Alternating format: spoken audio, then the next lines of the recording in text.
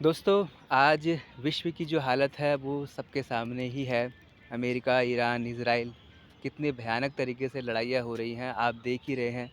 रोज़ाना धुएँ के गुब्बारों वाली अखबारों में फ़ोटो आ रही हैं और इसके अलावा न्यूज़ चैनल भी लगातार दिखा रहे हैं।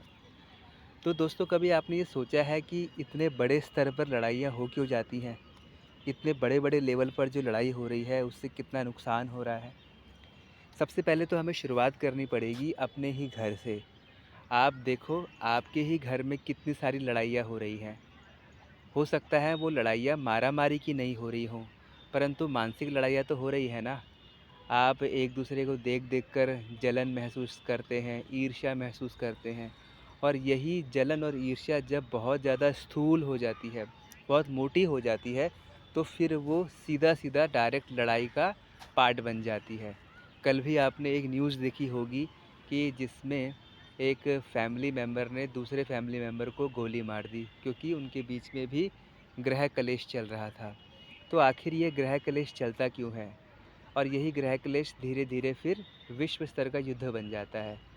आप देखो, जो घर में लड़ाइयाँ हो रही होती हैं चाचा-ताऊ के बीच में, फिर वही लड़ाइयाँ बदल जाती हैं पड़ोसियों के बीच में और फिर वही लड़ाइयाँ बदल जाती हैं 2 समुदाय के बीच में या 2 राज्यों के बीच में, है ना? आपने देखा होगा दिल्ली और हरियाणा पानी के लिए लड़ते रहते हैं। फिर वही लड़ाइयाँ देशों के रूप में बदल जाती हैं, इंडिया पाकिस्तान के रूप में और फिर वही लड़ाइयाँ विश्व स्तर पर पहुँच जाती हैं। तो जो लड़ाइयों का जो मूल कारण है, अहम वृत्ति जिसे कहा जाता है, टेंडेंसी टू फाइट। टेंडेंसी का मतलब यही होता है कि हम समझते हैं कि सामने वाला हमसे ज़्यादा बहुत मज़े ले रहा है और हमें भी वो मज़े लेने हैं। तो उसके मज़े लूटने के चक्कर में हम उससे लड़ाई करने लग जाते हैं। और ये बात लगातार हो रही है और आपको समझ में भी नहीं आ रहा होगा कि ये बात हम बहुत गुपचुप तरीक़ों से अपने बच्चों के अंदर भी डाल रहे हैं। अपने बच्चों को भी हम लगातार कॉम्पिटिशन के लिए तैयार करते रहते हैं, पर एक स्वस्थ कॉम्पिटिशन के लिए नहीं तैयार कर रहे होते हैं। बच्चे के मन में धीरे-धीरे ईर्ष्या के और जलन के बीज आने लगते हैं और फिर उसको समझ में भी नहीं आता है कि वो क्यों अपने दोस्तों से ही जलन महसूस कर रहा है। आपने भी यह देखा होगा कि कई बार जब आपके रिश्तेदार या पास पड़ोसी या आपके ही दोस्त अच्छा परफ़ॉर्म कर रहे होते हैं, उनकी अच्छी नौकरी लग गई होती है, उन्होंने बड़ी गाड़ी ले ली होती है, तो आपको भी भीतर से एक सूक्ष्म जलन हो रही होती है। वो क्यों हो रही है, इसका कारण जानने का प्रयास कीजिए। एकदम से भागिए मत, आराम से बैठिए, सोचिए कि ये तो मेरा ही दोस्त था और इसकी प्रोग्रेस पर मुझे जलन क्यों हो रही है। बाहर-बाहर से मैं नाटक कर रहा हूँ कि मुझे कोई जलन नहीं हो रही है, पर भीतर ही भीतर मैं ईर्ष्या की अग्नि में जल रहा हूँ। इससे आपका स्वास्थ्य भी प्रभावित होता है।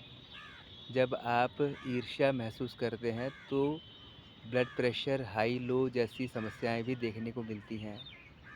तो प्रयास कीजिए, ठीक है जलन हो रही है कोई दिक्कत नहीं है, अब बैठकर इसका एनालाइज़ कीजिए कि आखिर क्यों हो रहा है, क्या कारण है। और धीरे-धीरे जब आप इन सब प्रश्नों का उत्तर ढूँढने लगते हैं, तो बहुत जल्दी आपको उत्तर भी मिलने लगते हैं। बहुत धैर्य चाहिए होता है, लगातार अभ्यास करना होता है और फिर एक समय ऐसा आता है, जब ईर्ष्या भी हो रही है, जलन भी हो रही है, लेकिन आपको कोई फ़र्क नहीं पड़ रहा है। ये एकदम से नहीं ख़त्म होते हैं क्योंकि मूल वृत्ति यही है। पर इतना अवश्य है कि ये इतनी सूक्ष्म स्तर पर आ जाएँगे कि आपको पता भी नहीं चल रहा होगा क्योंकि आपके पास अपना इतना महत्वपूर्ण काम है कि आपको इन घटनाओं पर ध्यान देने की आवश्यकता भी नहीं बचेगी। तो अपने आप को सबसे पहले सँभालिए। देखिए कि मैं हूँ कौन?